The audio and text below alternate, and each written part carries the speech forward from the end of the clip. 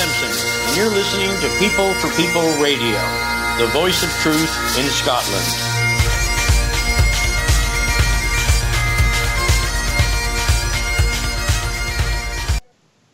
Welcome back to Transmutations. Sorry about that, I got cut off, not sure what was going on there.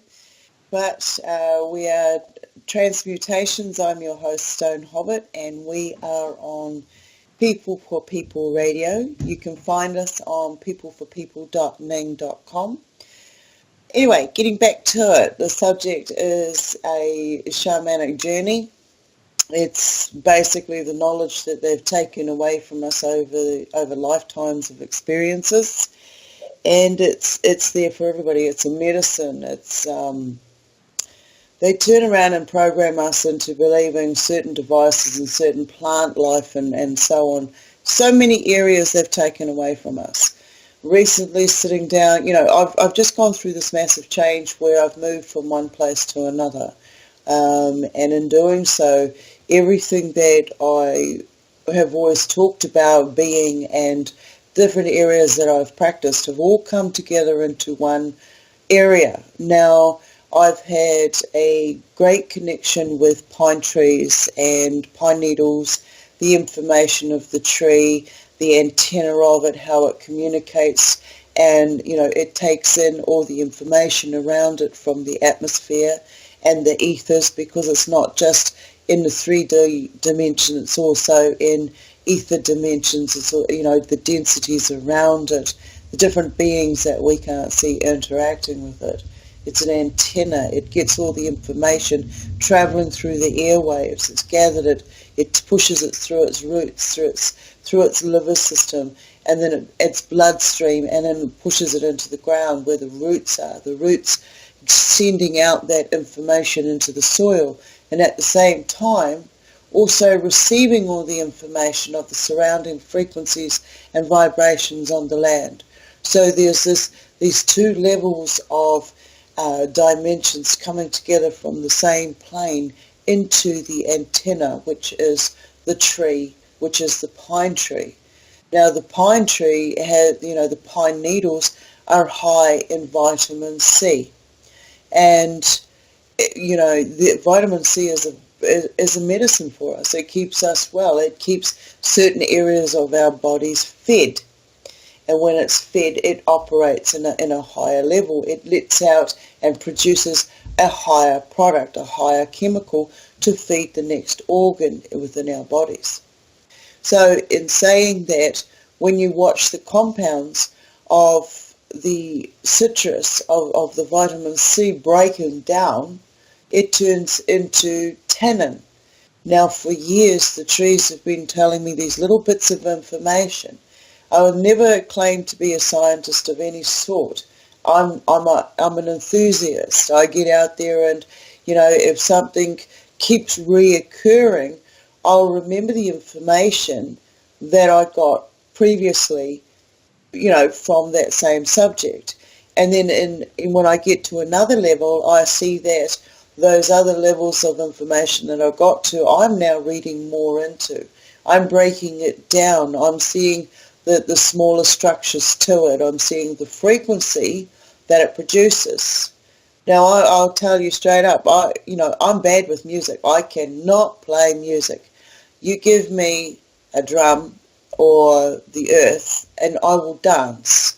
I am an earth dancer. I feel every inch of what's going on in my body when I start moving. And in doing that, I can see the frequencies that I put out, the ripple effect of these frequencies. There's a different pattern when I'm dancing on the sand at the sea to when I am dancing in the forest around the trees. The density and the information, what comes back to us.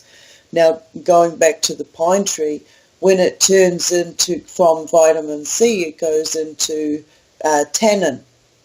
Now, within the human brain, there is a certain level, a measurement of tannin. In my earlier days, when I was getting into my Viking background, the history, I was doing reenactment and then it got into living history reenactment. Everything had to be done and produced as authentic as we possibly could in this day and age. So I learned these different areas. Now, for me, I was able to pick up a lot of different areas fast. Now, one thing that I've looked into is if you're picking up information fast, that means you already have a connection to that information. Now, I was saying about the connections of different eras that we have lived in, different skill bases, different knowledges that we've brought into the here and now of who we are. We are learning things when they told us we wouldn't be able to after a certain age. But we have broken through that veil. We talk about the 7 veils, the 7 stages, the 7 C's. These are all different levels, as far as I'm concerned, different levels of conscious awareness that we develop, that we remember, that we bring back. Now they, as having experiences going into what once were labelled night terror, now I see as interdimensional accessing with the different beings on the different levels interacting with each other or not. I'm seeing the different personalities. Now, a question came up the other day, and it was, in my encounters, if I've been doing it all of this lifetime, have any of these beings aged? Now, I stood back and I listened to the words that were said, and through my aging, I don't see age as what I used to see it as. There's the physical aging of the vessel that one inhabits, whether it's a tree information, whether it's your physical vessel information, or so on. There's the aging process of the mechanics behind that organic material, because we are on the 3D form. We are all organic. We have a pulse of food, of oxygen, of everything that's feeding this vessel. We inhabit this vessel, and we need to cohabit with this vessel. We need to communicate with this vessel so that we can produce the best information that we can. I can't say whether we have permission to be in these vessels or how it works or blah, blah, blah. That's not here or there. That'll come at another time. Right now I'm concentrating on Amanita muscaria, also known as fly agaric, also known as Amanita royale. Now, it has a relation, which is the death cap. It's a white cap, and it looks the same shape, the same size, grows in the same location under the same conditions as Amanita muscaria. Now, Amanita muscaria is, and you're all familiar with this, it's the red toadstool with the white dots on it. All our lives we've been told that the Amanita muscaria is poisonous and toxic and will kill you, stay away from it, blah, blah, blah. Fairy tales. When you learn and understand how certain plants work, their microbiology, their life behind it, you then break down every aspect of yourself, what it is you're getting from it. There's no point in taking the journey if you're not aware of who you are. We have so many different areas to who we are and what we're about.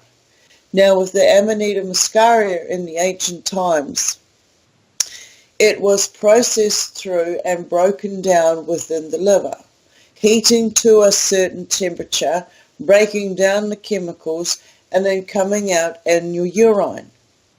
Now, originally it was found by reindeer. Now, this is where I'm going to go crazy with it. Over the years, this is all knowledge that has come to me via my interaction with pine tree knowledge. The music the pine trees sing to me, the way they communicate, the frequency, how it comes out of when they're bringing in a breath, and they're holding it and bringing it through that tree trunk and down onto the roots, and then the roots release it and then push it back through the soil back to the top, and then the antenna of that tree then inhales it again. There's a cycle of information there going around, a cycle of transmutation. You know, they're breaking down, it's breaking down the information, and it's feeding round and round and round and round. Just recently, I wanted to know where the Amanita came from, where it originated from. And it goes so far back as 4,000 years plus.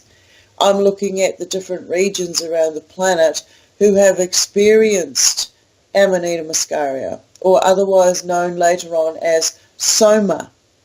Soma was also known as Hema, and Hema is also known as hemoglobin. It's the flow, it's the blood, it's the makeup of the blood. And for those who know me, I'm also a phlebotomist, a blood nurse, a blood technician, looking into blood, the cells, the hemoglobins, the TB cells, the white and the red and white. And when I see this, and I see the work that I've done in that, and then I'm focusing on Amanita muscaria, I'm looking at the words and the cultures and the use of it in the shamanic sense. Now, reindeer would go out there and they would forage for the Amanita muscaria. Then those that found them would hang them on the tree to dry. This is all I'm going to bring this right round, and you're going to see all the links to it. Now, when a reindeer or a deer eats Amanita, it gets the drunk effect, as does a horse eating too many apples. All right, I've ridden horses, I've been around horses most of my life. I know that if they eat certain foods that ferment and produce an alcohol, then they also can get drunk from it. It's like if you give, goats can eat anything out there, but if they get into a marijuana harvest, they will eat it, they will get the stonage effects, right? It's like us. It's an effect of having a toxic reaction, having a reaction to the toxins, the chemical compounds within these plants, within these foods out there. We know that the medical industry out there has derived from the magic, the knowledge. The knowledge became our magic, being able to go out and interact and communicate with the different types of plants out there, knowing what to ingest and when to ingest it, when to pick it when it came up, how to harvest it. As a young child growing up in Kaingaroa Forest with an older version of what I call myself, she may have been in a different vessel, but now where I'm standing, being able to see my inner connection with that teacher, that old wise woman who took me into the forest and taught me what my surroundings were, how to prepare the food and the resources, right? That knowledge was there. Then to step out of that, go back into my everyday environment, all that knowledge is put to the back burner because of the different levels of programming and trauma and, whatever comes along. So through the stages, at one stage I was given a book, Alison Through the Looking Glass. And it had a burgundy hardcover with gold leaf. And I was told it came as 3, but there were only 2 that were available to the public, but it came in as a set of 3. And once I was able to understand what the book was telling me, I would get book 2. I never got to book 2, okay? I'll tell you right now, I never got to book 2. The other day, working with the Amanita, the little secrets that it's given me, I eat it, okay? I drink it, I smoke it, I wash in it, I use it as a pesticide. It comes around once a year, and it grows at the base of pine trees. In my younger days, when I was in Australia, I lived in a little village called Manjimup. And the other day, while I was out collecting some photos, because I knew I was going to do a subject on this talk, I came across information that in 91 a pine forest was put in Manjimup. And without, they don't understand how Amanita suddenly appeared growing with this pine forest. Now, for a long time, I've believed that there are relationships between chemical compounds. As you get the Amanita muscaria, you also get its other sister called the death cap or the white cap. It's the same size, same shape, completely white. Don't play with that, okay? Do not play with that. If you go, you need to research the information behind it, all right? The safer one is the Amanita muscaria. As you have light and dark, you also have the real poisons, and then you have the shamanic journeys, all right? If you're only just now learning about Amanita muscaria, I highly recommend do not go out there and play with death caps, okay? In every family within the plant life, you're going to find a positive, healing plant, and you're also going to turn around and find its opposite, which is the death plant. Light and dark, you're always going to find it in wherever you go out there, whatever species you find. Now, moving right along. Working out what you want to achieve, what you want to know, knowledge-wise, in this lifetime. With the pine needles, I'm going to go back a little bit, with the pine needles teaching me about the tannin, how the tannin derives from the vitamin C. You can use pine needles when they are green to make a vitamin C or a pine needle tea. You just put a handful of pine needles, green, into a cup or a bowl, and you pour your water over it, let it steep for about 10 minutes, and then drink it. You are ingesting natural vitamin C. Now, if you overdose on vitamin C, you'll know about it. You'll get the shits, all right? And you'll get cramps within your stomach, which is going to tell you you're going to get the shits. So that is your irritability that is telling you that you have overdosed on a certain vitamin. All the vitamins have a different reaction to your body, but I'm focusing on tannin and vitamin C today. Now, going from ingesting it, now we know the natural properties. We ingest vitamin C, it's a booster, it boosts our immune system, it boosts feeding the oxygen through our blood, it boosts us in so many different areas. We need to have X amount within our system. We know that there was vitamin C, we lived in a rich vitamin C environment. With the research that I've done over my lifetime with pine trees and Amanita, the pine trees have shown me that with X amount of tannin in our human brains, that once was a vitamin-rich deposit. We lived in a vitamin-rich environment, which meant we also lived in a high oxygen environment. Now we look at the plants that produce these oxygens. So we look at the forestries, we look at the different forests that have been cut down. We look at the new forms of tree that have come in, they're put in mass, so you get a mass chemical produce from these plants in that one location. You get different physical reactions, you get different attractions, like different animals will be attracted to different locations because that provides a certain feed source, whether it's through the energy, whether it's through the frequency, or whether it's through the food source. We all are attracted to a certain frequency, and certain plants will give us a certain calmness or imp us up, or different forms of emotions will be brought to the surface. These are our chemical reactions, our communications with these plants and our environment. One tribe used to call it Hema, and this is the Aryan race that were of, they were like early Asians, if you want to say. But the Hema was of blood.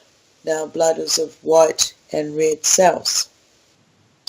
Now I look at this because my initials also correlate with the work that I've done and bloodlines and all that other rubbish that goes along with it. But what I'm saying is there are so many different areas that will bring us together right now into this frequency of the different skills and knowledge bases that we have from the different experience lives that we've had.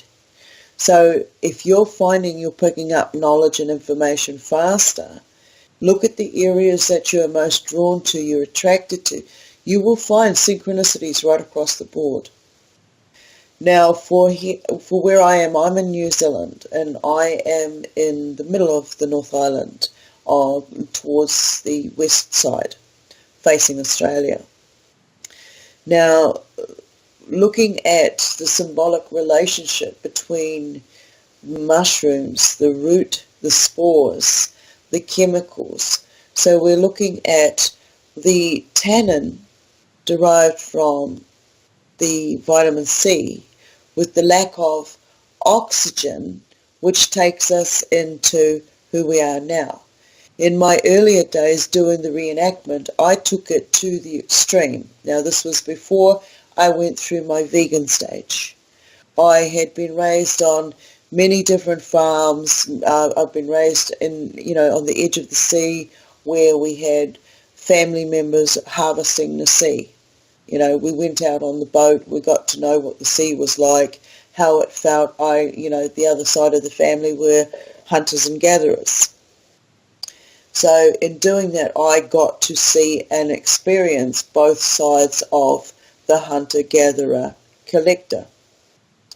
In my adopted areas, I got to learn and get taken to different tribes, different areas, different cultures that I saw similarities of what they used in plant form to dye their weave, to the different plants that they could turn into different forms of fiber, different types of fabric for clothing, for weaving, different textures.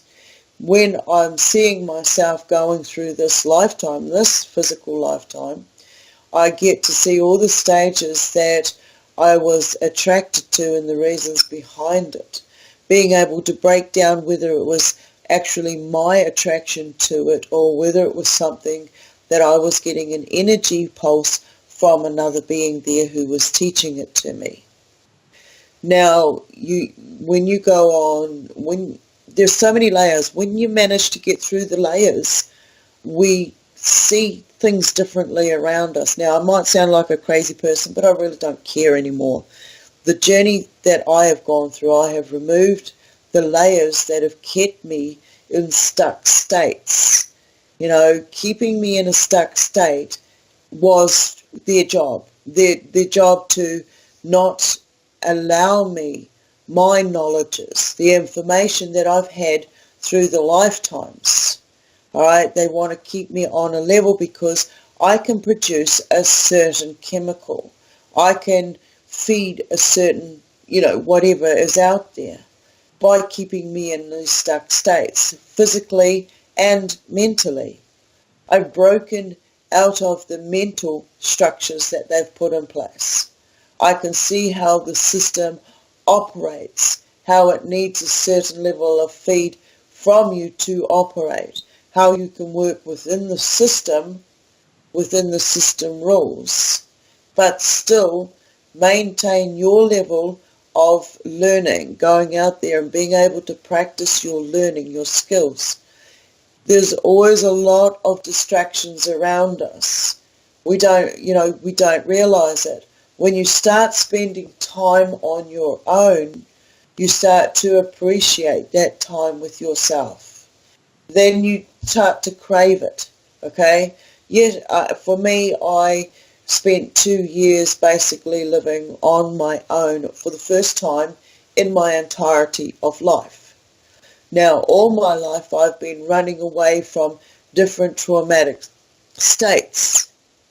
They became traumatic states when other people stepped forward and said, that shouldn't have happened to you. They took that away from you.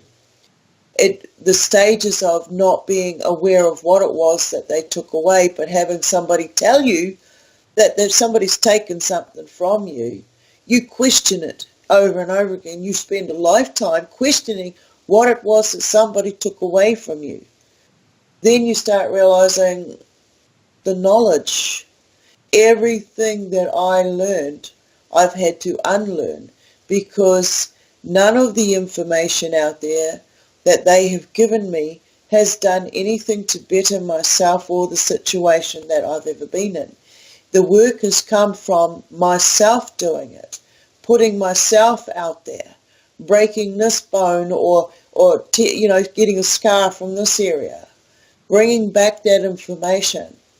My transmutation is about putting all of that information into my cocoon and then breaking out of it.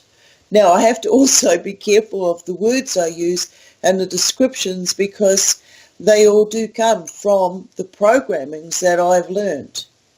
But it doesn't necessarily mean that I'm stuck within that program. I can see it for what it is. So when they go to throw another program at me, I break through it a lot faster, because I'm able to recognize the signs, or the frequency, or the smell, the flavor, the tone. Oh, there's so many areas of it that they will try to hit us with. Now, for me, since 2000, I have suffered, I have lived through pain every day since. And I have, at the start of that, I had a major back injury. I literally was warned and my back was broken. And doing that, I went through a recovery stage of both the mental and the physical. I was on 22 different tablets daily just to get through the pain levels. But I could also see that this amount of chemical was actually having an adverse effect on myself, on my body, on my mind, on my environment. I could not live on the reactions of these chemicals that were going into my body. So I started to wean myself off it. And at the time of that, I was able to recognize the different levels of pain, where it was coming from, how to focus on it, how to not focus on it, how to learn how to breathe again, bring that breath into those areas and bring life back to those areas that have been wounded. The scars still remain. The damages are still visible.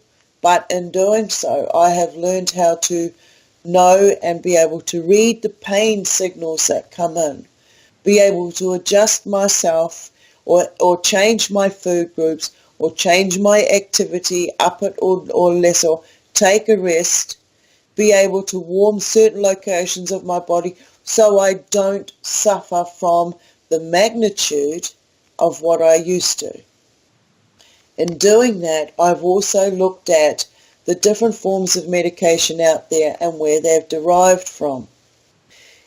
All of this medication, the synthetic different levels, we're looking at the meats that are out there now. We're hearing about the bovine sicknesses in New Zealand and other countries. We're seeing how the farmers are being paid off to get off their lands. They're removing the cattle from the lands, right, for whatever excuse. We're seeing the cancellations of shipments of cattle and sheep in other countries from New Zealand and countries that are rich in beef and sheep, right? So, and I've just moved to a location where I'm renting, and the owner of this place, it's a farm place, said to me at the beginning when I first met him that they're changing from cattle and they're changing from sheep because cattle will no longer be needed because it's made in a petri dish. How right was he? And then we turn around and look at the sheep industry. He said that's going to be off the market as the next resource. So he's introducing Angora goats. Angora goats don't just eat grass, they eat horse, they eat just about bloody everything. So in looking at that, you're looking at, okay, they're changing the farming, they're changing the level, the different chemicals. If you've got a country rich in cattle, the produce of CO2 is a lot more than a country that doesn't produce the number of cattle. So our structure, our temperatures are changing. We can see the climate change. We can see it's not really climate change, it's controlled climate change, okay, engineering that's happening out there. Everything is engineered. All the distractions out there. With the distractions, this book that I was given, Alice Through the Looking Glass, just recently when we moved here, we thought we were off season. We went for a drive. Yes, when I say we, I'm talking about my co-pilot, my co-experimental partner, all right? I never do anything alone. Well, I do, when it comes to meditating and communication. But I also, when I go into the experimental side where I won't do it on my own, I need somebody to be there to make sure we see and we, calculate each other's reactions, share the information. So if either of us get into danger, we are aware of the different stages. So we went out and we found what we called a mother lode because we have been doing this for a number of years, and we had, worked through the different processes from eating the Amanita muscaria raw, straight out of the bush, okay? Clean it, get rid of the maggots or whatever that are on it. We clean it up and eat it. We've looked at the information out there about the different breakdowns. Now, in saying that, the breakdown of the Amanita muscaria, it is a toxic toadstool. It's the red and white toadstool. We've all been told not to eat it, don't touch it, don't play with it. We've seen it in all the fairy tales. It's all the way through religion, and it's all the way through the Christmas ritual. Now, I'm going to get into those sides of it in a couple of minutes. With the breakdown of the muscaria, in old times, reindeer would go out there and they would hunt the muscaria. They would eat it. Their toxic reaction, their chemical reaction would be they would appear as they were drunk. You can find that written through different texts out there, all right? Now you look at Christmas, Rudolph the red-nosed reindeer, right? He always appeared like he was the silly one, or, he was the drunk one, and he had the red nose. He was able to locate the Amanita muscaria. The next step to that was, how did they dry it? Because Amanita is quite a wet plant. So they would hang it in the pine trees. So when you go into your Christmas theme, you see you've had the tip of the antenna, the severed connection between the earth, the ether, and the dimensions placed into your home. You're inhaling that smell of death, that chemical change, that reaction from vitamin C into the tannin. So you have that knowledge already within you. You've cut that tree down. Then you have the Amanita muscaria hanging in and on these branches of the pine tree to dry out. Now on your Christmas tree, you hang decorations, momentums, baubles, you hang those off your tree. Lights, you hang lights off your tree. These lights represent the drying of this plant, the knowledge of this plant in reaction with the tree. Now you look at another form of drying. Over the years it's changed from drying from hanging into a tree to hanging over a heat source. Heat rises, heat dries it out, keeps it safe. Then you go into your Christmas theme and you hang stockings at the year. You hang a stocking.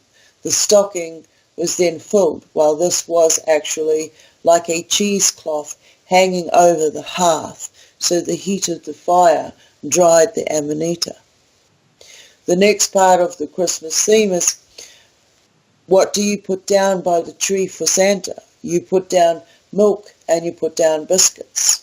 When you dry out an amanita cap, it is known as a biscuit. It is round, it is Moorish, it is a biscuit.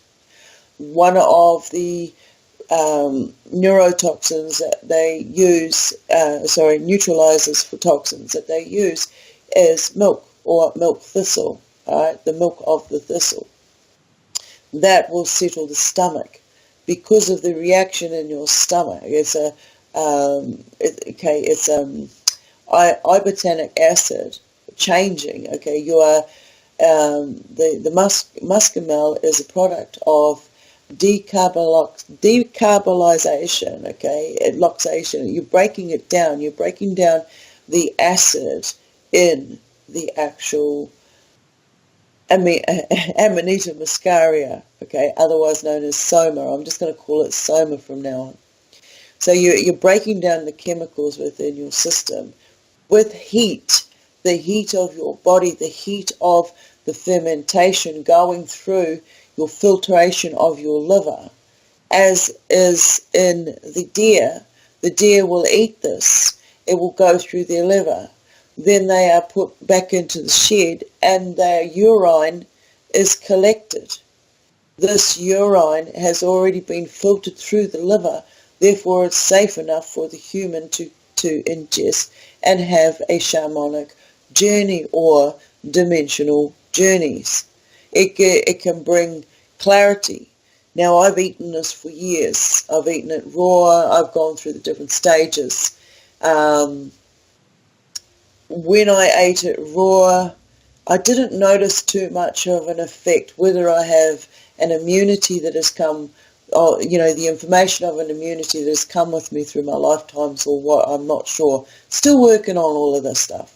Like I said, I'm an open book and I'm always learning. It can change from one day to the next, but there are areas that just keep, information keeps adding to it.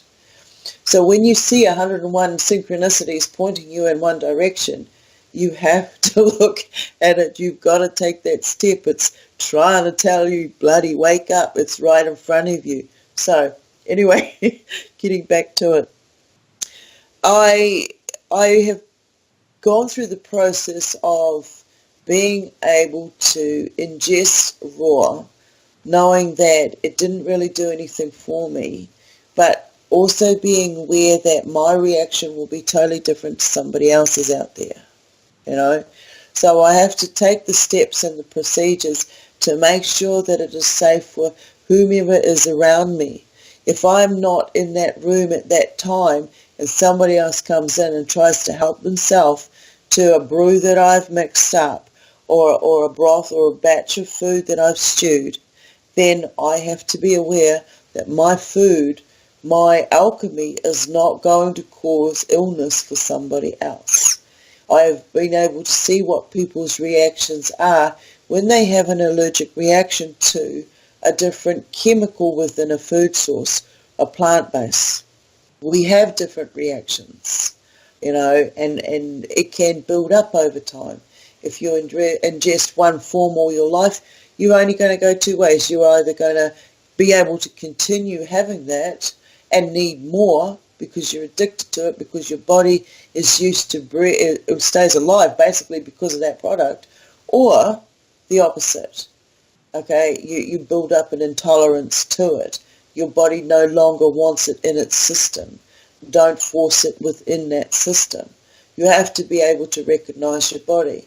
Now, I suggest being able to open yourself up to these different forms out there that we've had all our lifetimes. We've got that knowledge, but do it safely. Everything you do knowing that, you know what your free will is. You know what you're able to do for yourself or what you're not. And if you're not, start learning. Use these areas. We are in the most amazing, adventure that we could possibly go through. We are a multi-dimensional being. Now, with the Amanita muscaria, it comes as a symbiotic connection to this pine tree because of the chemical breakdowns. As I was saying earlier on, the tannin from the brain is enough to cure the hide of the carrier. Now, these are areas that I've done hands-on, literally. I was given 2 calf skins, and so I went out and got 2 brains of calves, and I moolied it down, made it into a pink paste, and I spread it completely over the skin area of the carcass, right, of the calf. I did this again when I went into checking out sheepskin, sheep's wool, because you have a hair fibre and you have a wool fibre, different forms of fibres, and I wanted to see what the chemical breakdown was, the different fat content in the skin. And, I sound really macabre, I sound, like a freak of nature, but these are areas that I was able to obtain experiences in and see what my findings were of it. So I got to see the breakdown of the tannin, the oxygen, the vitamin C. Now, if that information is going into the ground and is all around me, then the mushroom itself has a multi-layer of information being fed into it. So I want to know what this mushroom has. Now, everybody has said, all through my life, I've heard, don't touch the red toadstool with the white dots. It's poisonous. There's a certain level to it where it is poisonous. And when you start working with it, you boil it, you heat it to different temperatures. I mean, people who want to eat it raw, there are, cultures out there that will boil it in their stews. Basically, I did this for a while. So I got basket loads of amanita raw, wet, and I boiled it. Then I rinsed off the tea.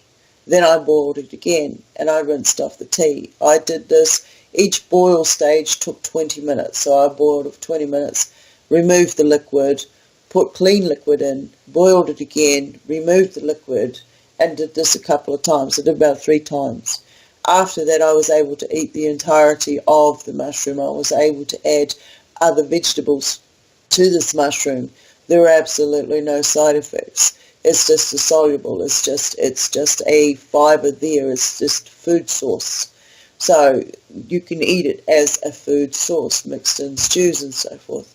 The next part I went into was drinking of the tea.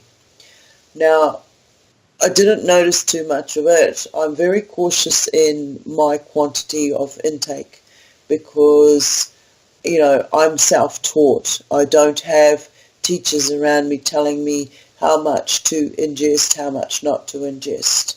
I have certain feeling states that will tell me, okay, you can have this amount and just stop there and then try a little bit more and see what the stage that takes you to. All right? Always make sure that if you're going to try something new like this, that somebody is aware of what you're doing. Make sure you do 110% worth of research. All right? I'm not going to be held accountable for your stupidity. All right? You go out there, you do your research on everything out there. Now, when I got to a stage where, okay, I no longer want to drink it as a tea, basically, you dry out your caps first. All right? The stalk is said and believed to cure impotence if you eat the stalk. I don't bother with the stalk, of course. I just pop the cap. I leave the rest of the stalk and the root in the ground, so that later on I'll come back and that area will be replenished.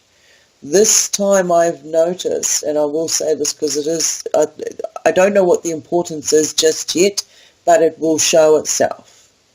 Now, I've been picking Amanita for years and haven't seen this. I've seen one or two plants here and there, but not many.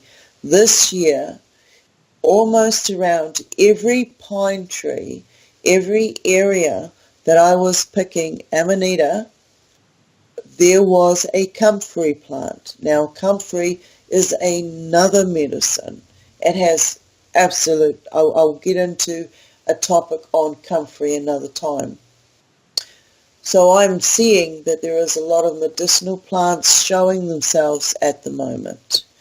And as a forager, being able to recognize the properties, the healing properties and food sources in this, it's like nature is telling me they are removing the vitamins and the minerals from our access.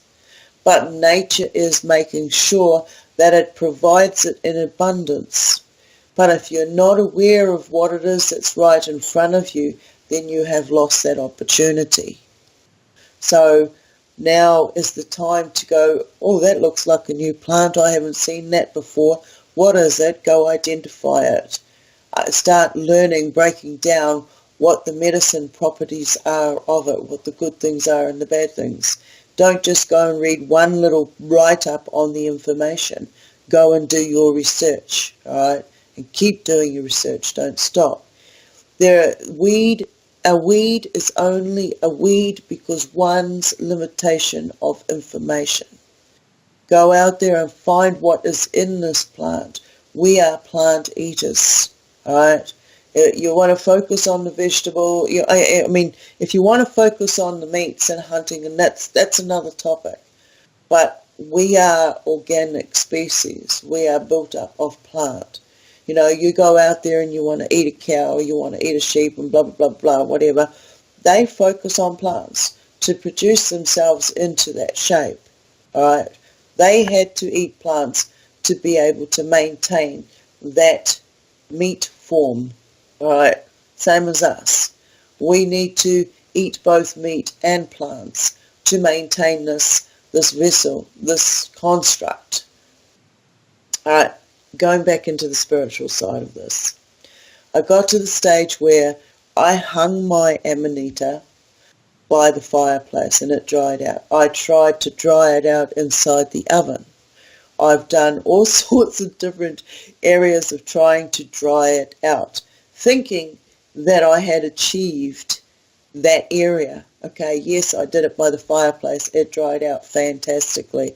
I only had to have the fire going for 3 days constant to get one batch all sorted out, you know, or I had to have it in the oven at a low temperature for an extended period of time, which was going to cost me extended period of power.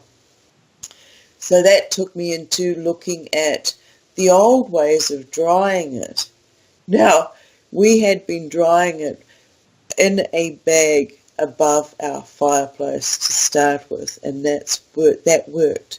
But we got a little bit greedy and wanted to dry it faster. So, of course, we went and did all these other experiments to see how it would work. Now, I've perfected it. And I'm not going to tell you how I did it. You have to do your own work. But I have perfected it. So 3 days, 3 days worth of picking and carrying home and going through the cleaning process into the drying process. All right, I did it. So basically I use a paintbrush, a dry paintbrush, to make sure that the underneath the gills have no bits and pieces within, like the little stones, little molecules that build up underneath. Okay, clean them out. The bigger Amanita, if they've been sitting longer, they're more matured, they're wetter, they will have the Amanita worm or maggot within it. Now that takes me back into the Alice in Wonderland stories. Now, I went back the other day. For some reason, I just wanted to go back and have a look. You know, it all worked together with me picking and, Amanita and all this other natural stuff. So I sat down and I watched it, and it was a Walt Disney 1951 episode.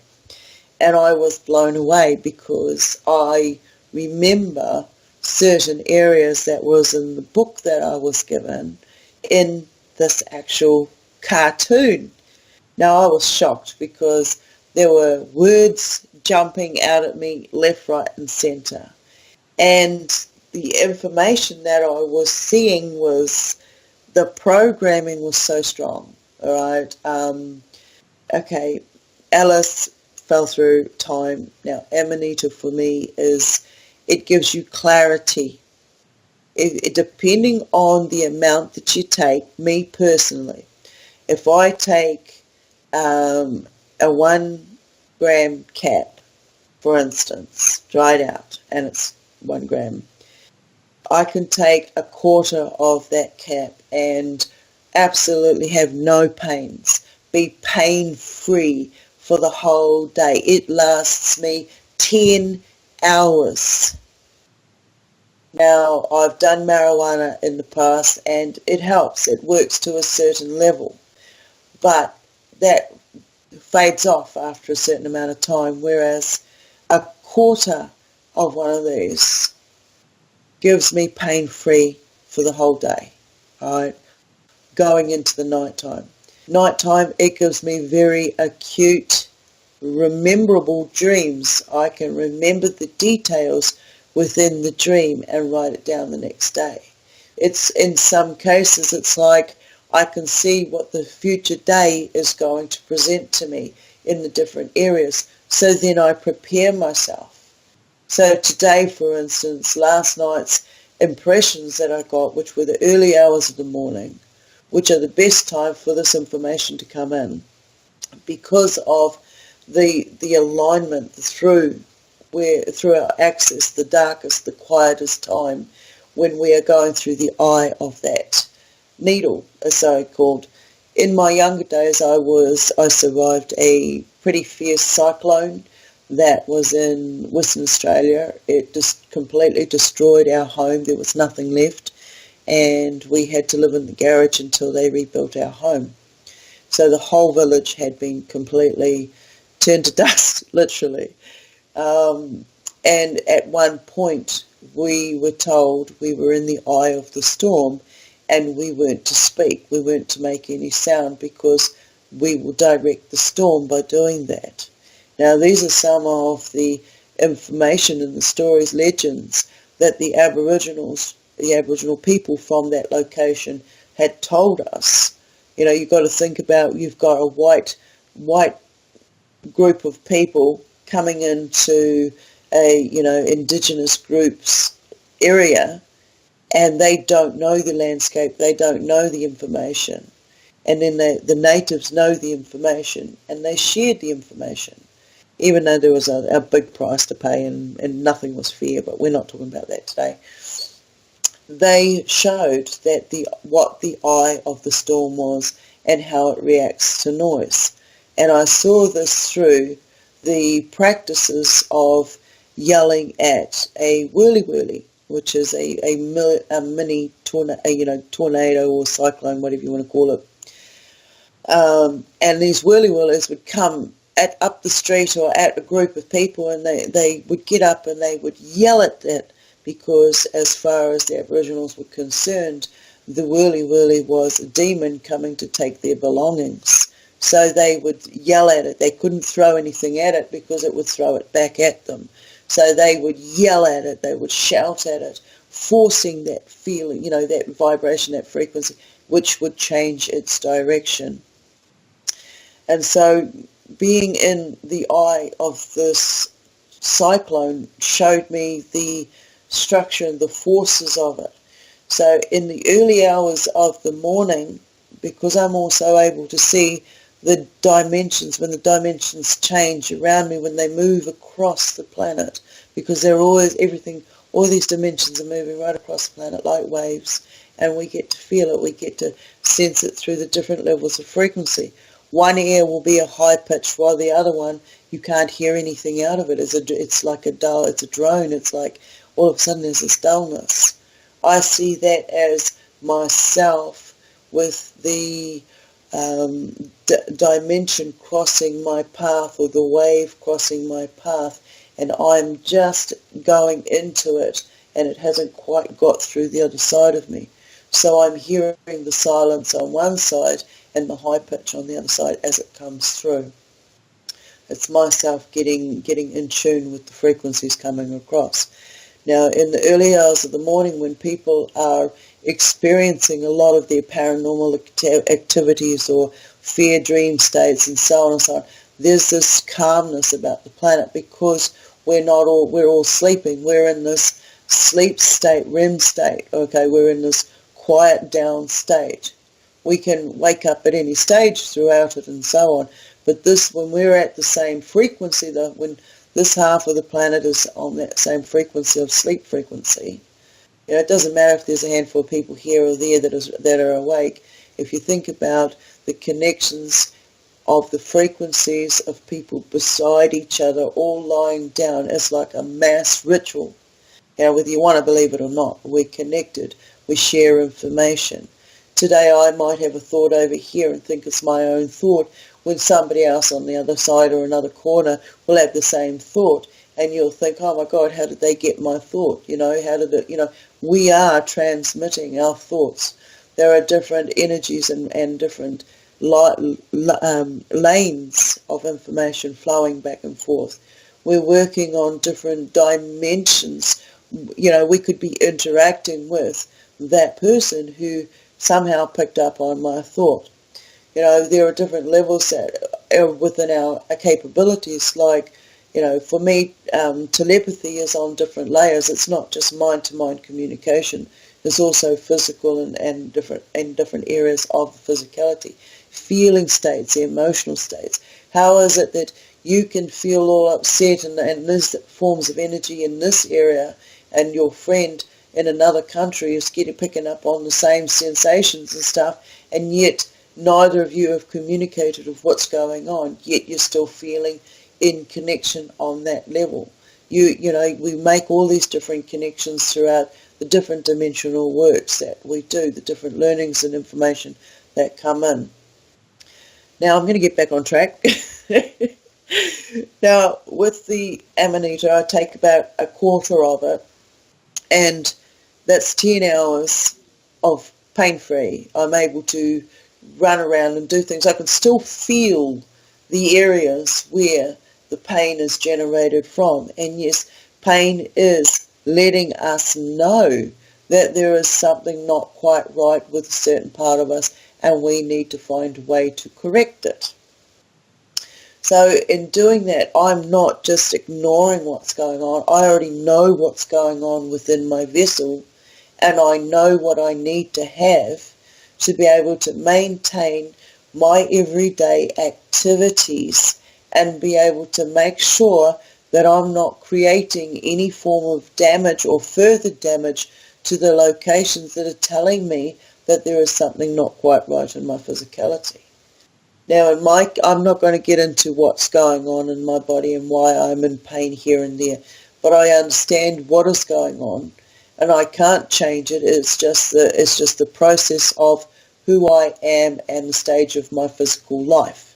So anyway, in saying that, I'm going to go for a break. We're at the top of the hour, I believe, and I'm going to go for a quick break, and I'll be back with more information on what the Amanita muscara and the pine trees have in common and have taught me. So enjoy the music break, and I'll be right back with you.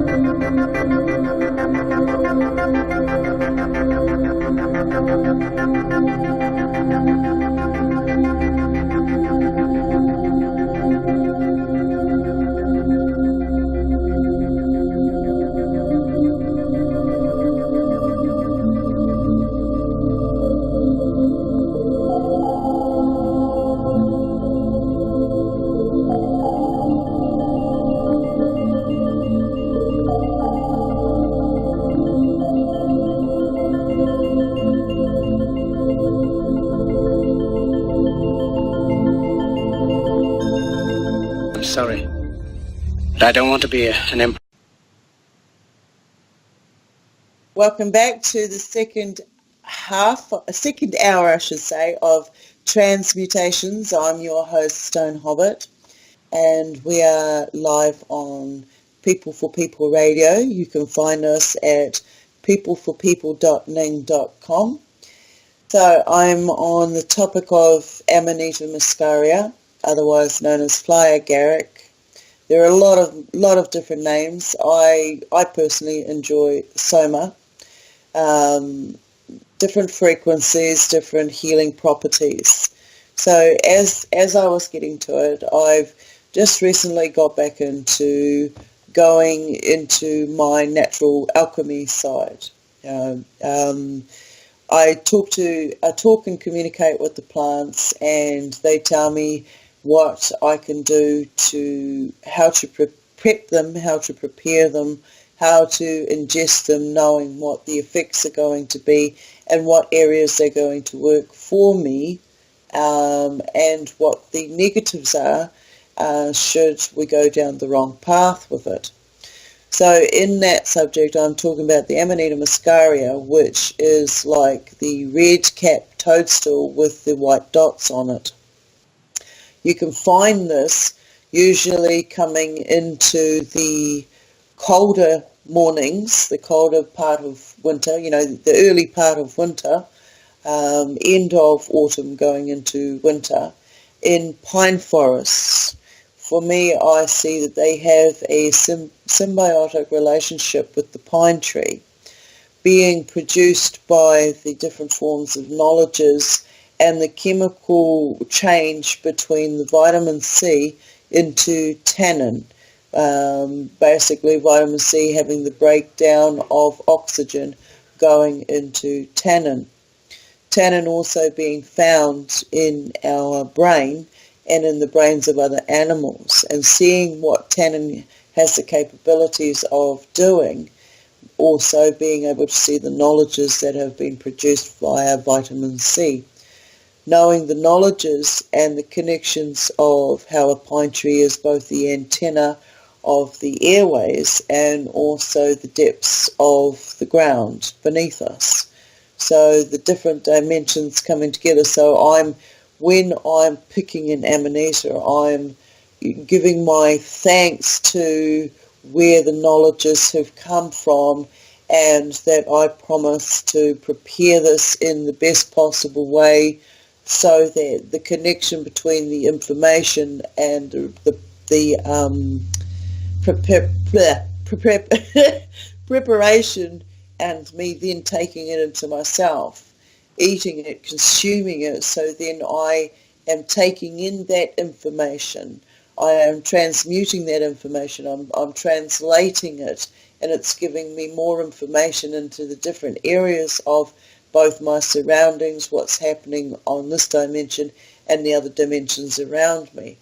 Being able to already have different aspects in place of interaction within the dimensionals. I mean, like, you know, the dimensionals for me as the different realms, the different levels, blah, blah, blah. You know, I love it. I'm on this absolute amazing journey. I call it an adventure. It is an adventure. It has its ups and downs. It has its, you know, cliffhangers. It has its unexpecteds, you know. But I take and I prepare the Amanita as a medicine. It's a delicate bit of, it's a delicate form, and it holds so much information. It can withstand a lot, and it is produced in the coldest months. So by me ingesting this, I'm also knowing that there are different areas, like I like to sleep with the windows open. I've been doing that for over a year now, and we're getting colder and colder climates. So I've noticed the temperature changes. I've gone up in altitude, noticing colder climates. It was like I was already prepping myself, my physicality, to sustain itself in a colder climate. So now I've upped the ante. I'm sitting here right now. It's cold, very cold. Just letting you all be aware of what I'm suffering for you. Now, I've dried out the Amanita muscaria. I've taken a quarter of it this morning. Now, for me, there are different reactions from different ways that I take it. Now, when I smoke it, it's like an all-over body. I'm aware of everything around me. My colours are more intense. There's more communication coming in. I hear, sounds are different to what they would be if I wasn't, in this state. And I'm also looking at the different chemical reactions that are going on in my body. When a person is not in pain, they think clearly. When a person is in pain, every small little detail is an irritant, and it is really hard work to push yourself through this. It's hard to have a clear thought and be able to comprehend your information around us. Now, knowing that side of it and being able to see the programs that they throw at us to put us in these stuck states, how hard it is for us to break out of these different states. So when you see that and you know the states that you can take yourself out of, okay, you can sit there for hours at a time concentrating on breathing techniques and pushing out that pain and all of this. But it's not going to achieve anything until you actually understand what's going on with your physicality in the first place. Pain is there. It just tells you something's not right, and you go in and you investigate it. Then you work on the wellness part of it. You can heal different areas of your body, but you can heal them. You can only heal them, as far as I'm concerned, when you know which part you've got to work on. Each of the organs in our body produce a different frequency. Now, if you go and play the wrong frequency to that organ, you're going to turn around and have an adverse effect.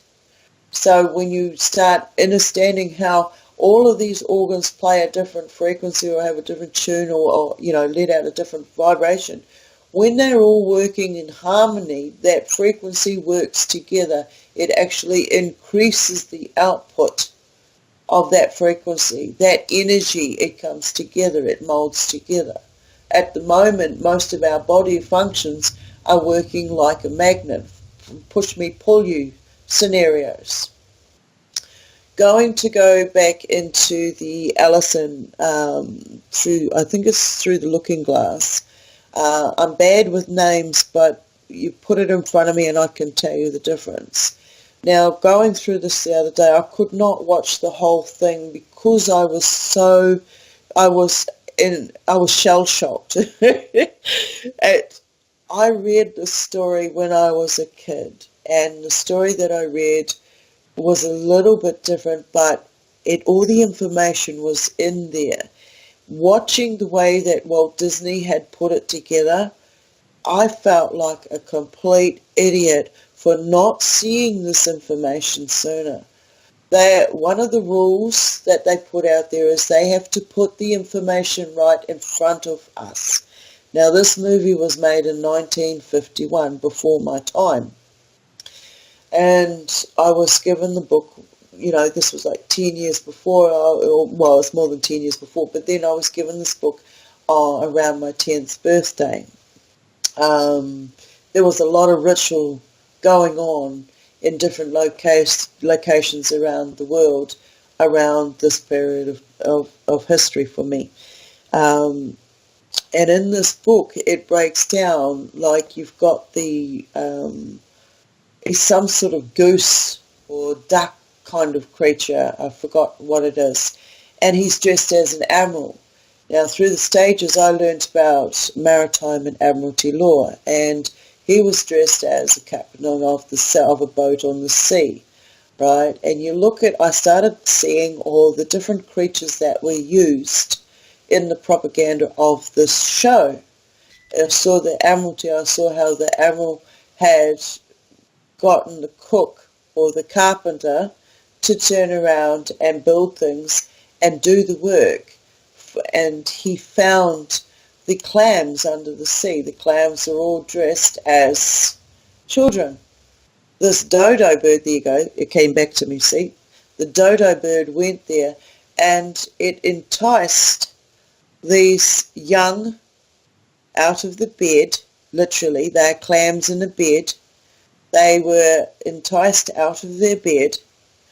They followed him as the Pied Piper, and then he later consumed the whole lot of them.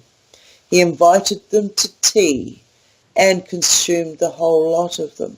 So in watching that little scene through it, it just blew my mind, okay? My marbles, they were scattered. Anyway, I picked them all up and they're back together again now. In doing that, I then got to see Tweedledee and Tweedledum. Now, in one of the stories, it wasn't Tweedledee and Tweedledum that I saw. It was like 2 pots of porridge running around on some skinny legs. That's what I remember from the story, right before the walrus and so forth. So it all fit in. It was slightly different to the movie, as I said. But when I saw Tweedledee and Tweedledum and the actions and what they represented by distraction, their job was to distract Alice from her journey. So in every area they were trying to distract her. And then she broke free and ran off from that. So I got to see another area. I got the distractions that they were putting out. And all the way through until, like I said, I couldn't watch the whole thing. But I got to see the area that I was looking for, which was, there was a disagreement, a discussion which led to a disagreement in regards to what did Alice consume. She took something to grow tall and something to grow small. And I've always known it to be the mushroom that the maggot sat on, the maggot that was puffing away, right? And that was a Amanita muscaria. It was a toadstool, red toadstool with the white dots on it. Now, the other party tries to say that it was a pill that was, you take half of this pill. Now, later on, in another show, another cartoon that was made, yes, it was a pill, okay? Yes, it was a biscuit at one stage. So I'm looking at all the correlations between the fairy tales of Amanita muscaria the trip aspect of the Amanita muscaria, the wellness, the unwellness of it, and the different uses of it. It was all showed in this program. In this program, it also showed when the best time of the year was to find it. It showed a collection of different plants and flowers which also have similar effects on the body, different medicine plants like the dandelion, the daisy, the rose, all these different plant elements were shown with the aspects of what you use and what their reaction, what your physical reaction would be in the medicine point of it. The Amanita muscaria then took me on to another journey showing me about the different sages on different stages, whichever you want to call it. We have alchemy. Alchemy is broken down by nature around us, by the properties and the reactions to the medicines for animals, the connections to certain animals in certain locations will be attracted to certain chemicals which are all of the same frequency as each other, otherwise they wouldn't be attracted to it. It's a form of wellness. It's a form of knowing that if I turn around and consume this, I'm going to change my complete frequency. My liver is going to be doing a certain amount of work if I don't, prep my properties correctly. Sorry, I just heard something in the background then. Okay, getting back to it.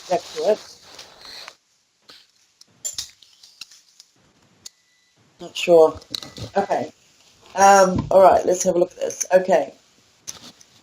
Now, as I was saying earlier on, the Christmas theme connected to the Soma.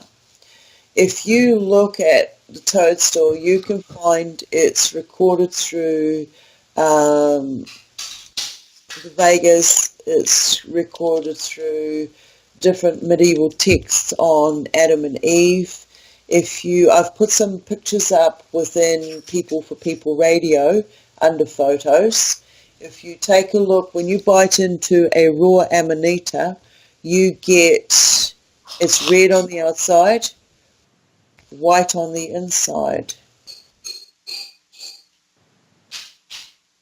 Okay, it's white it's like an apple. Then I look at the Pope. The Pope wears a little white cap on top of his crown. He wears a red tunic, which is a veil, like a dress. And he wears the white shoes, which is the stalk of the Amanita. Now I found it interesting, the cap that he wears, the different religions that are out there that also wear the cap covering the crown and what that represents. So then I go into the next stage of it. I'm looking at Christmas. I'm looking at the religious connection to Christmas. Homa was another group of a race of people who used Soma or Amanita muscaria as a medicine, and they saw it as Homa, like a hema, like hemoglobin, as in the flow of energy, the flow of information, the flow of blood. So I'm looking at that part of it and the aspects of how this information flows back and forth, and what it does, how it opens you up. Now I take 5 grams of dried amanita powder and I steep it in my cup for up to 20 minutes and then I drink it down. The reactions that I get in my body are different to when I just chew a raw quarter. And then the reactions I get from just having the cap as a smoke is, different once again. So being able to see the different stages of what it produces takes me into the different dimensions that I'm able to access the information that comes in. When I'm there, like recently I've had a lot of this information come in Right now, I can't relay to you what all this information is because I'm still going through the translation process. In a couple of days to a week, this information will start showing itself to me either through synchronicity or, of directions. When I've seen several synchronicities, I am directed, I am guided, I see it as a guide or a calling to take a look. Or everything that I do within my boundaries of safety. What is safe to me? How can I approach this? What is the information coming in? What is it going to tell me? Am I prepared mentally, physically, and everything else in my environment to take on this information? If it is showing itself to me now, therefore I must be ready, otherwise I wouldn't be seeing it. So I'm breaking the different elements, the different fear factors, the different teachings and programmings that they've put out there to tell us that we cannot do this. Now I look at all the plants that are out there that have been deemed illegal to take, the different substances and why they are. The ones that are the most toxic to us are the ones that have been manipulated, that have been, turned into, synthetics. They are the synthetic future that they are trying to turn us into. We don't need that stuff. At the end of the day, if the natural product is going to outweigh any synthetic out there, because eventually they're going to lose that technology of how to produce that synthetic product, right? But if we can grow our plants now, that knowledge, the real knowledge that's behind it, won't be halved. We'll get the full dose. We're not going to get just the dribble effects. We go out there and we get a painkiller. That painkiller works in certain areas of our brain, shutting it down or dumbing it down, blocking it, so that we don't feel that pain. We're not receiving that information. The neurons aren't matching, all right? So, but we can turn around and we can manage that pain, understand where it's coming from, still function, and find the medicines that we need to correct what is actually wrong with us in the first place. Looking at the Amanita on another aspect, there was one time when we turned it into a tea, and we had done some experiments with it, and we decided to take it to another step and wash ourselves in it. This is another level of a shamanic journey. So we'd already been drinking it, so we knew what the side effects were of it at that stage. So by washing ourselves completely in it, we sat back for 20 minutes. It stunk. It was, by this stage, after a couple of days, it was pretty whiffy. But we decided we wanted to have this experience, and through all the forms of information and research that we found, we believed we were doing it as authentic possible way that we could possibly do it. And so, we did get some forms of sensation and so forth. Now, we had used a yellow, towel to, cover ourselves with this lotion, to wipe this lotion on us. So it was soaking in this lotion that we'd made. Well, it's not really a lotion, it's a potion because it's still at the raw stage. And we left it out there, and when we went out a couple of hours later, there was no yellow towel. It was black. It was completely black, and we didn't know quite what it was that we were looking at. And on closer inspection, all these flies had come from nowhere, were attracted to the scent of it, and died on consuming it on this towel. All right? I cannot explain to you how it works, but it does work as an insecticide. Mostly on flies, okay? Flying insects, mostly flies, blowflies, fruit flies, march flies. Any form of fly was attracted to it and had died. We could not believe it. It was something that we had not experienced or seen before. After seeing that, of course, we went and had a shower. So, but we still managed to go through that experiment and see what the side effects were. So Now I can turn around, and if I need a fly, if I'm seeing that there's an increase in fly activity, I can put a little bowl down, or I can spray it in a corner somewhere, and these flies will be attracted to it. I don't have to chase anything.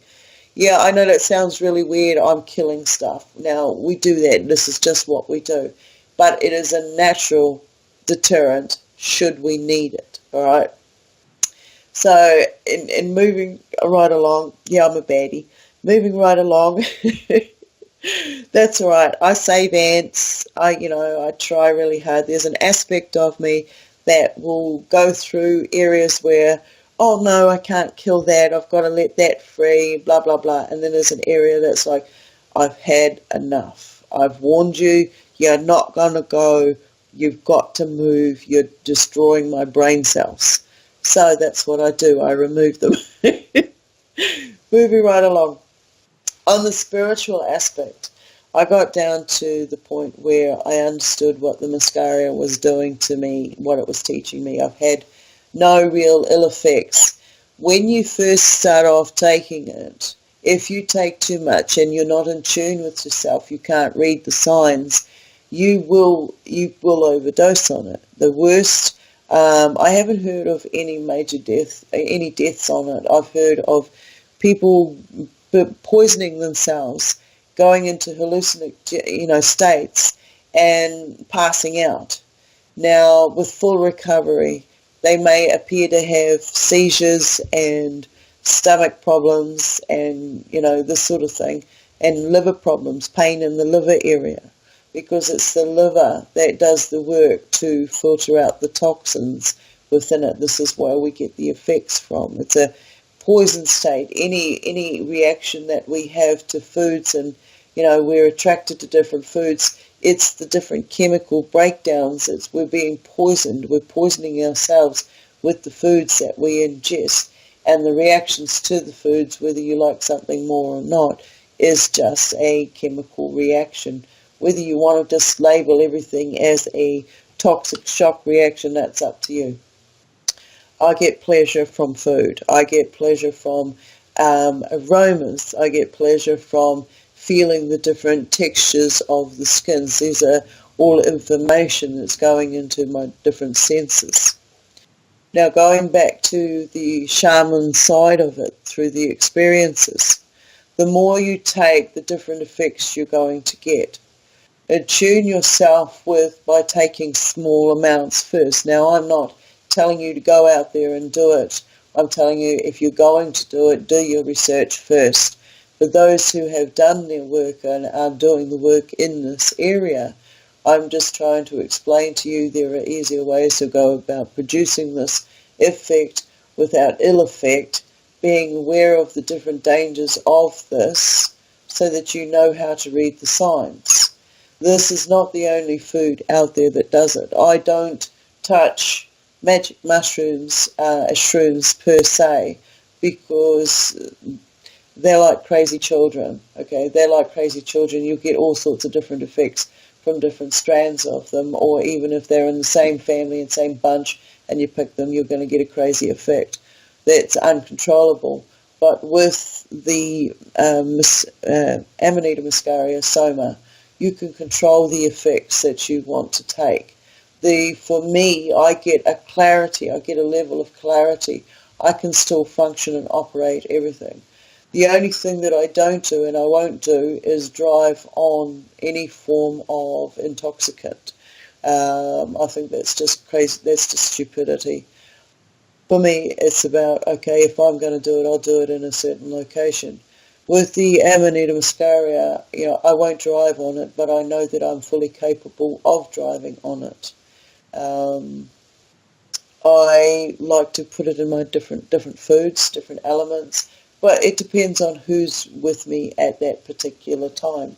So I'm going to get back on track again because I'm going elsewhere. And anyway, so getting back to the Christmas part of it and the religion, you will find, if you take a look, you'll find pine cones. The pine cone itself has a certain spiral shape to it. That spiral shape is also, the cone shape representing the point of the hat. In old days, people wore pointy hats. You'll see witches and wizards with these so-called pointed hats. It's not actual about the pointed hat, it's about the energy generated within that spiral, a spiral form coming down within that energy. When that energy is spiraled, look at the pattern of a pine cone. When you heat that pine cone, it will open up its leaves, open up its hands, and out will pop a pine nut. You dry that pine nut will be covered in tannin, a dried form of tannin, like a brown powder. You can collect that. You can use that tannin for other things. You can use it for ink. You can use it for curing. You can use it for other areas, other medicines. So that brown powder you get on your hand from the pine nut is tannin. So then you clean your nuts. You boil your nuts down. You can turn those nuts into milk. You can turn those nuts into cheese. What I'm saying is a pine nut is very small, but it is very nutritious. It brings a lot of health value to you. You get a lot of information from it. For me, I like to dry all my nuts out. Oh, this sounds so crazy. I dry all my nuts out, and then later on, if I need to use them, I will then, rehydrate my nuts and then grind them down to continue the properties. With my amanita, I will dry them out to a certain stage, and then I will powder it down, because it only comes once a year and it has a lot of value, a lot of different medicinal areas of it. Going back into the Christmas areas of it, we know that the milk was thistleweed milk. We know that the biscuit was a dried amanita cap. Now we're looking at Santa. Santa is red and white. Where's red and white? Okay, he's got a white bobble at the top of his pointed hat. Okay. For me, that is definitely amanita. Then I see the Coca-Cola. I see how the corporations have turned around and taken this medicine, this magic, okay? Pharmaceuticals and medical companies use medicine to dumb down the magic that is natural and that is everywhere around us. They use the synthetic side, keeping us in mental blocks and shut down states. So we go back to nature, we start interacting with nature, the ground, start interacting with the soil. That's the first start. You start getting in tune with that. You start finding your body is craving more and more natural products. And before you know it, you're out there hugging trees. So picking Amanita muscaria and making weird witch brews and things like that. But with the Christmas tree and the corporations, I can see like Coca-Cola with the red and white and the black inside, then you come into the chemicals that they used in the early days. So I see the connection between the different religions, the different forms, the different fertility rites, what they used now in the old days when the shaman was going to go on a journey. Now I personally say from my findings, there was an abundance of pine trees. There was an abundance of oxygen. The oxygen level was a lot better than what we have today. Okay, so there was an abundance of these Amanita muscaria. When this started to change, when the cycles started to change, the production started to change, the Amanita muscaria started coming at, only in one season. When it came in the one season, it was picked and given to a said group of so-called shamans who would ingest it. And those that had delivered the Amanita to them would then drink the urine of the shaman, which originally was founded through the drinking of the urine of the reindeer who would find it in the first place. Then as this went through, different tributes and so forth were handed, and a collection of people were able to predict the future and give clarity so that others may see the path that they need to take to better themselves. When I can see that, I see how these corporations have come in and taken this, this magic plant, it's got so many properties to it, and turned it into this, it's toxic, it's poison, don't touch it, don't work with it, it will kill you. But if you go through your history manuals and stuff, you'll find the artwork shows and foretells you of this Amanita muscaria mushroom. Nobody can say, I mean, with all the literature that's out there, the information out there telling you who founded it, where they found it, what they did with it, there's so much history there, and it goes so far back that nobody can claim the original information from it, from finding it. It's natural, it's nature, it's out there, the information is there. When you start ingesting nature as it, as you are meant to, then the information will come to you. It will clear away different areas within your brain. Now I'm saying, I'm recommending that if you do step out of yourself and start seeing how they have broken us down and put us into stuck states, that there are ways out there for us to achieve, to break the programmings that they've put on us, deprogram the information given to you. But of course, doing everything with caution, within caution. You don't want to go out there. I mean, originally somebody would have gone out there, eaten something and dropped dead, and the people around them would have said, okay, well, we can't touch that because that is the effect. So there are berries out there like the deadly nightshade. They say don't eat them, they'll kill you. Until you understand the properties and how they work, and the fact that you can eat certain ingredients, it's about the preparation. It's about the knowing of. This knowledge is out there for all of us. This is our innate knowledge. We were raised on this information in the earlier days.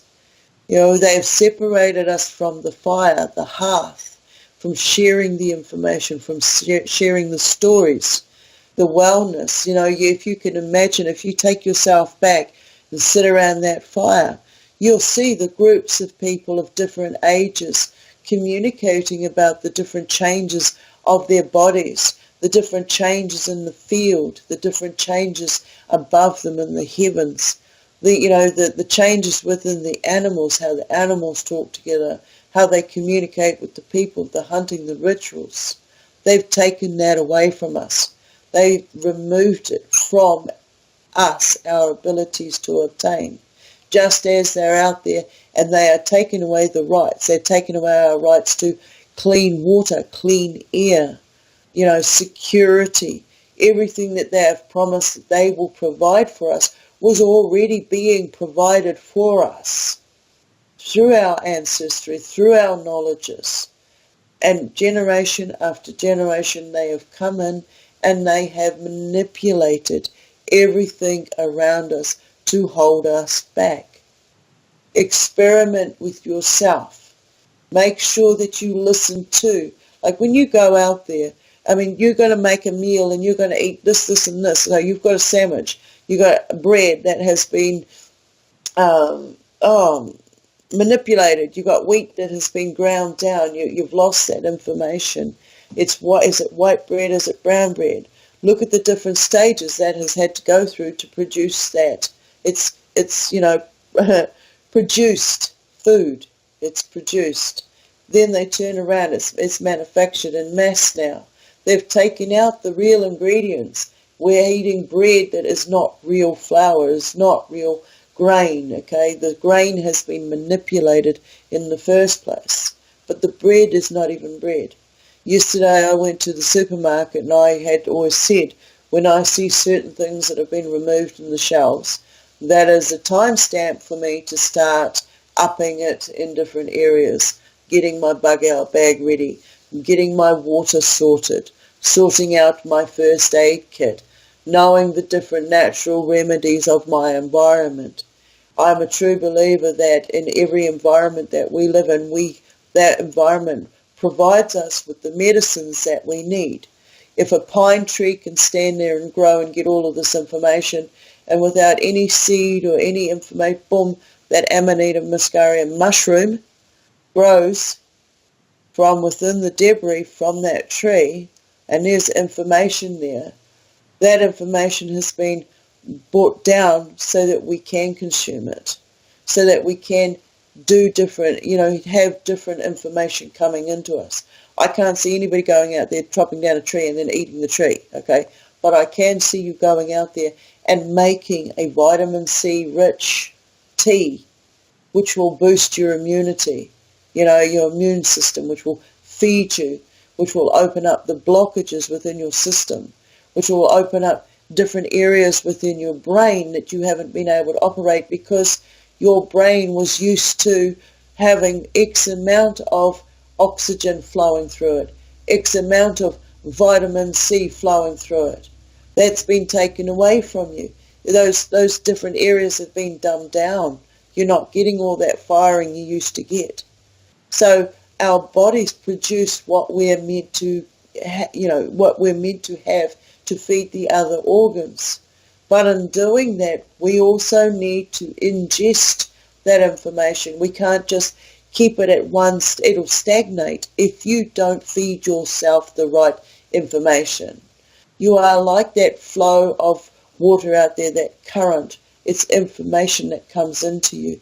It's gathered from all different parts of what we call our planet. Everything around us is a form of information coming into us. Now, I know that this is just one of the stages that's going to be revealing itself to me. It's like we've been guided to this location. This is the style that we used to live. We're going back into the different temperatures. This is how we used to live. We're going back into the same plant sources that we used to eat as a regular forager, going out and picking. We grow our vegetables in the gardens, thinking we're going to feel, and of course you get these good side effects. You get wellness from, investing your energy into growing these plants. When you see them in their natural state and you let them really grow, a silver beet bush, for instance, you go to your shop and you buy a bunch of silver beet and it's been cut off, there's no roots, you just get the leaves. That's got a stored amount of information within that leaf, stored amount of iron and, and minerals and vitamins within that leaf. But if you pick that leaf straight from the plant as it's still growing, and you can look out your window and see that you have a silver beet tree growing, because they literally grow into trees. The stalk of it, the soft stalk, becomes a trunk, a solid trunk. It solidifies the outside and becomes a trunk, and you just pick off the leaves when you need them. That grows. That's continually getting that information and sharing that information around. The roots are going further. They're getting more information. You cut all your leaves off in one go, stick them in a bag and take them home and stick them in a pot. You're just eating matter. You're just eating matter. You're just eating material without the information in it anymore. Anyway, I think we're getting pretty close to the end of the show. Now, there's so many different areas that I can cover with the different practices of the amanita, the drinking of the urine. You can do this 3 times. Now, with the urine area of it, I did a stage in my life where I went through urine therapy. I wanted to know what it was about. I wanted to know how it worked. I wanted to know how my body would react to me drinking my own chemicals that I had produced. There was all these barriers. There was the stigmas within my head, the programmings within my head saying, ooh, yuck, don't do that. No, don't do it. You're going to get sick. You're going to get this, that, this real horrible, blah, blah, blah. At the end, it was like, no, I'm going to do this. My body, I know what I've ingested over the time. But at this stage, I was a complete vegan, all right? Nothing went into this body that was not a food, a plant-based material, all right? Anything that went onto the body, apart from the clothing, was of natural origins that I had basically made myself, that I had gone out there and I started learning the different techniques, the different plants, We have a plant here in New Zealand. When it flowers, it only flowers once a year. I collect the flowers. When you crush them up and you add a little drop of water, you get a soap. So there are different areas, different chemicals and compounds that we need for our physicality that are all around us. I know that I've lived many lifetimes of just being in isolated farms and areas and woods and so on, like a crazy witch. But I'm happy to have done that. You know, we look at the programming that tries to hold us back from the information, the stigmas put in place to prevent us, the distractions put in place to stop us from doing things. If you look back, you'll be able to see when there became more shampoos on the shelf, more varieties of conditioners. You know, at one stage there was no conditioner, there was just shampoos. Then there came conditioners. Everybody started using too much conditioner. All right, then hair dyes started coming in and more hairspray and this sort of thing. Then people started getting different forms of cancers and going bald at younger ages. I know I shouldn't laugh and blah, blah, blah, but it's part of it. You know, this is part of the chemical breakdowns that we go through. God, I've had it all. I've had measles, mumps. No, I haven't had mumps. I've had measles, chickenpox. I've had I'm allergic to bloody everything. Well, I used to be. But then I started getting back into the natural forms of it. For me, it was nature's way of telling me the stuff that I was ingesting, I was having allergic reactions to, the chemical compounds that have been added to these different areas. Now, there was two things that I was allergic to, and over time, I built up tolerances to. And then I was able to understand what the breakdown of communication was, why I was going to have an anaphylactic shock if I got stung by a bee. So I started ingesting stinging nettle. I started building up the different toxins and neurotoxins and the different information within myself. And, you know, the sting of a stinging nettle is made up of the same compounds as the sting of a bee. You know, to squeeze the leaf and get the juice out of a stinging nettle will cure that sting. You know, I look at honey or vinegar for wasps and honey for bees. It's a medicine. There are vegan areas of myself, but there's also that knows and is aware of the medicines that are used for the cures, and if need be, I will use it. There's not just that. You can look further and you will find if you don't want to use the honey, there are other areas, other plant areas that will feed that purpose. In doing this, I was able to communicate with the bees. They allowed me to put my face into a tree trunk where there was a wild nest, a wild hive, and I communicated with them. I was not a threat to them. They found that I was not a threat to them. You know, I could have gone there, I could have got one or two stings and I could have been out of there. That was in the past. But I'd brought myself to a harmonic state of understanding on the communication between what the chemicals could do to my body, what I did need to build it up with, and then communicate on that level. I had to get myself to a certain level to be able to communicate on that frequency with that frequency producing creature. So in seeing that, I was able to see that everything around us has a purpose. You might think you don't have a purpose in life, but we all have a purpose. We have a purpose in being here and sharing the information and the different experiments that we've put ourselves through. And we've all done it. You know, I might not have done what you've done, but you're able to turn around and share your information with me, and I might be able to go out there and try it. But I'll do it as safely as possible because I'm trusting you to give me the correct information. You know, I'm not going to go and do something silly. I would expect everybody out there to be, you know, on this journey of discovering who they are, what their purpose is, and how they're interacting with their nature.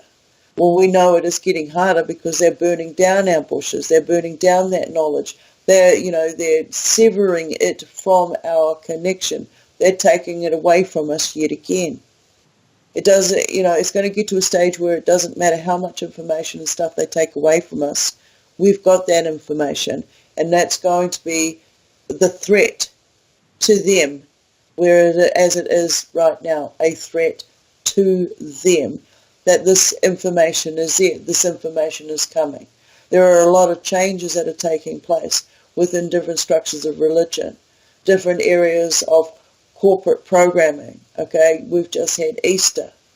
So many people have gone out there and bought Easter eggs.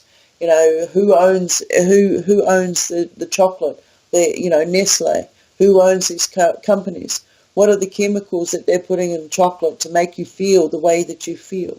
The same companies who made Coca-Cola, using the principles of these chemicals that give you this chemical reaction, this buzz, this euphoric state. There was a time when I couldn't eat chocolate because it gave me the feeling state that I was stoned.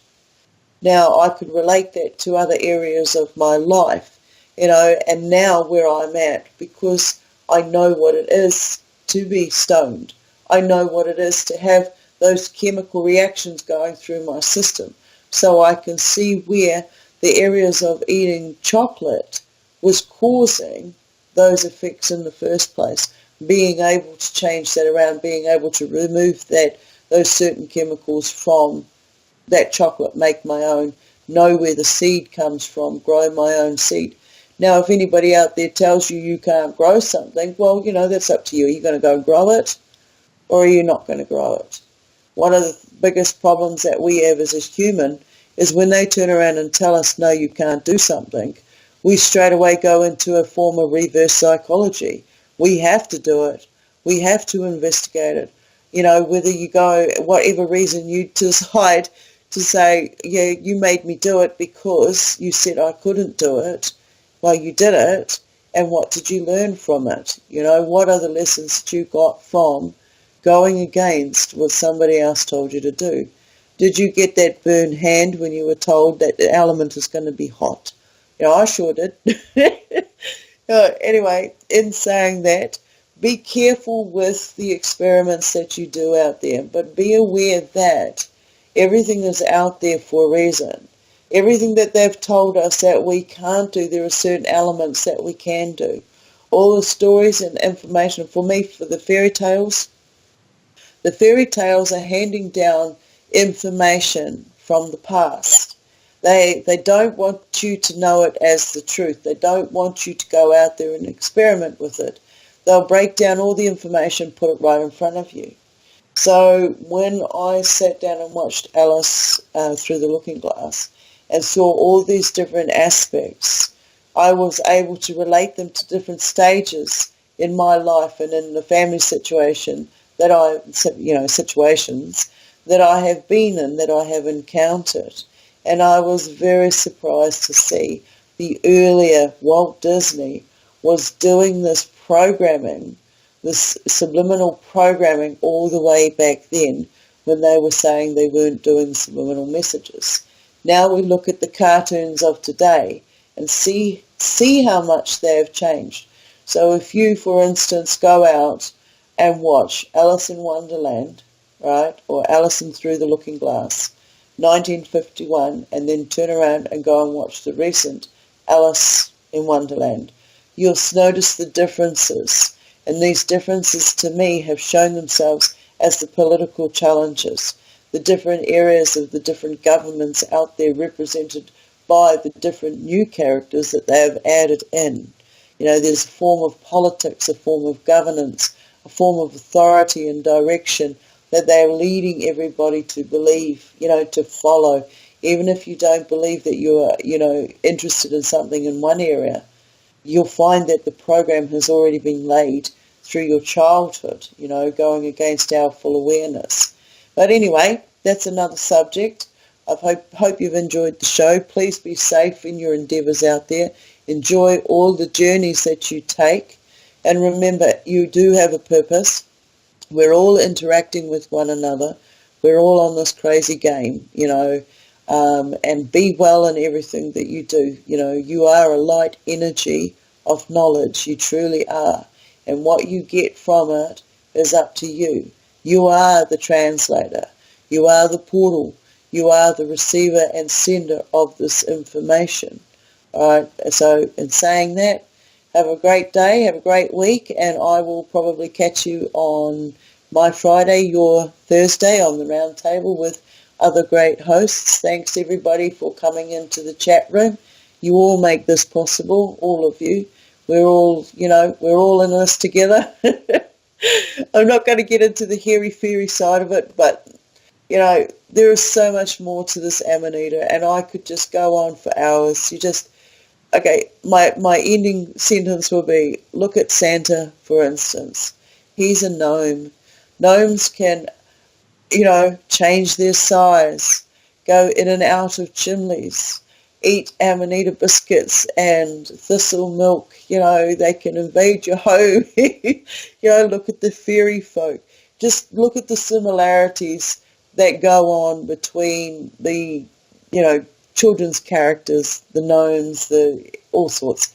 Anyway, in that parting note, have a great week, and I will catch you again before I go on another rant.